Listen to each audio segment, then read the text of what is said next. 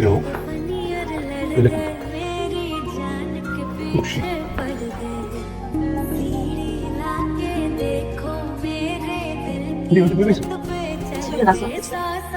মামা না ঝিলে তুমি কি জেল থেকে পালাইছে? আরে ওইটা না, আমার ফুফাতো ভাই আসলাম, আবু আম্মু ওকে নিয়ে গেছে ওদের কাছে সুইডেনে। এখন সেখান থেকে বসে বসে আমাকে নিয়ে স্বপ্ন দেখে আর এইসব পাঠায়।